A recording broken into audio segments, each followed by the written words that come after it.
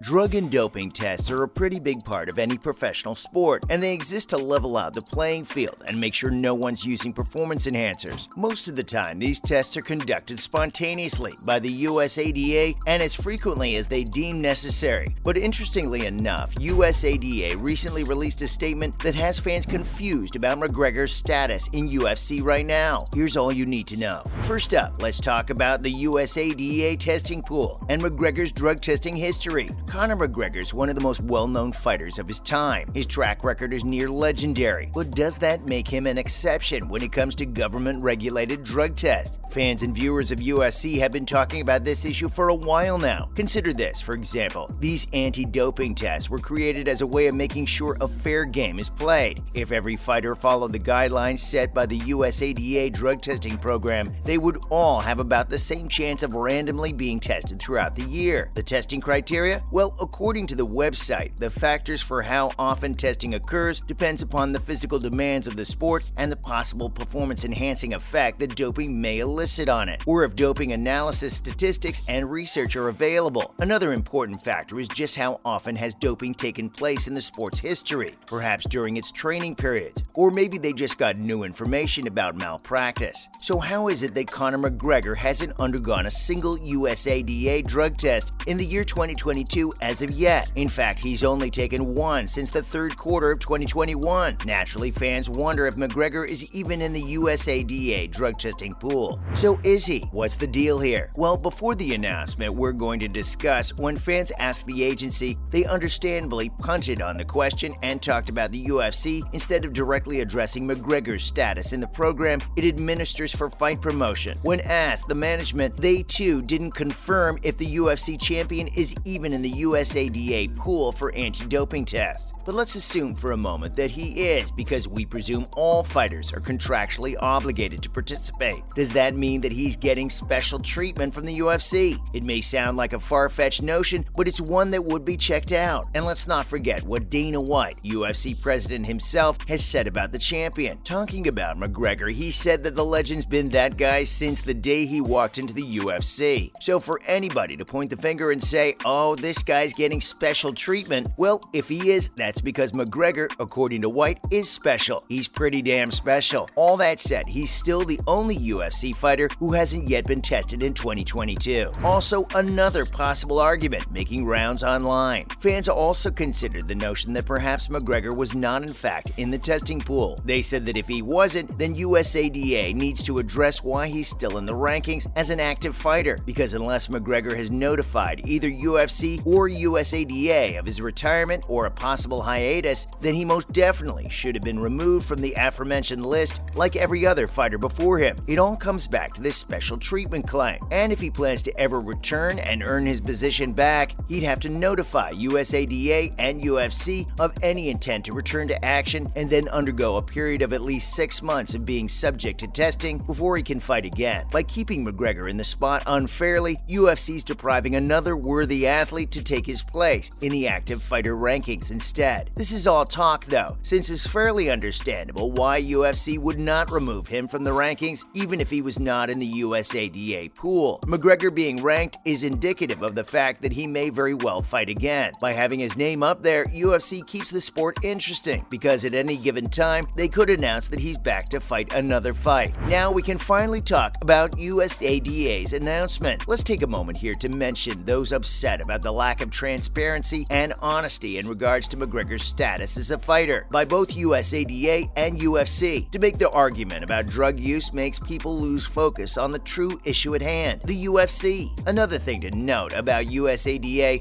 is that they don't necessarily comment on any specific athlete's participation in the UFC's anti-doping program or on those who have been removed from the testing pool, but they can make statements about issues garnering a lot of attention, which this one seems to be. USADA officials did submit a statement to MMA Fighting when asked about Conor McGregor's status, and in it, they talked about how once UFC athletes are enrolled in the testing program, they are subject to testing, even when they aren't necessarily competing. This takes place unless the fighter in question notifies the UFC of their retirement, if their contract is terminated, or if they're otherwise removed from the program. Here's what else they said. They also talked about the circumstances in which a fighter returns to the UFC, and on that, they talked about how the returning returning athlete is required to remain in the USADA testing pool for 6 months before they are permitted to compete, as we mentioned earlier. They also talked about how their rules, similar to World Anti-Doping Agency rules, rely on the UFC granting an exemption to the 6-month written notice rule in exceptional circumstances, or maybe where the strict application of that rule would be manifestly unfair to the athlete. Even so, in both these cases, the athlete in question must, as per the rules of the UFC, must provide at least 2 negative samples before returning to competition. After all this, they refuse to comment on the testing pool status of any particular athlete. So what does that mean? Well, the real reason McGregor has been out of commission and active play is because of how he suffered a broken leg in his fight with Dustin Poirier at UFC 264 in July of 2021. As of right now, he's set to return to fight with no plans to retire just yet. The expected time of his return to the octagon is the first quarter of 2023. Last year, the most tested athlete by the USADA was Notorious, with 11 samples taken from January through July of that year. Compare that to McGregor, 0 this year.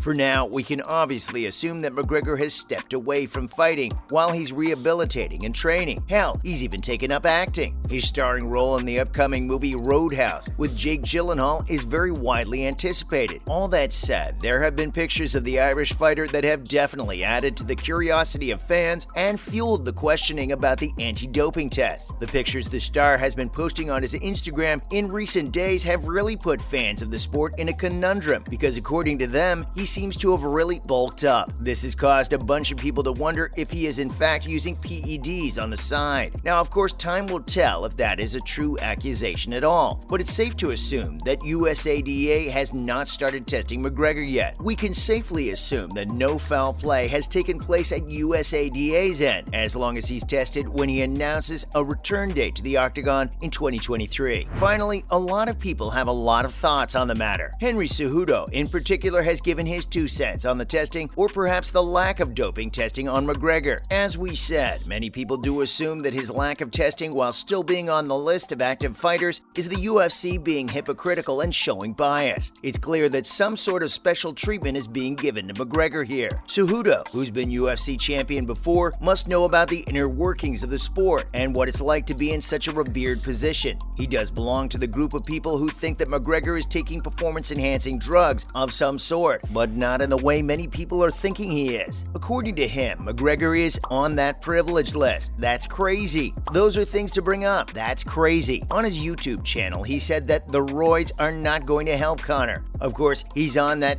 Not only that, but that ain't going to help him. The dude needs to stay away from the coke and booze. That's what he needs to do. And that's all for this video. What do you think of both the UFC and USADA's silence on the matter of McGregor's drug testing this year, or lack thereof? Let us know your thoughts in the comments down below. If you enjoyed watching the video, be sure to leave a like and share the video. Subscribe to the channel and turn on notifications by pressing the bell icon to get notified every time we post a new video. And we will see you next time. Thanks for watching.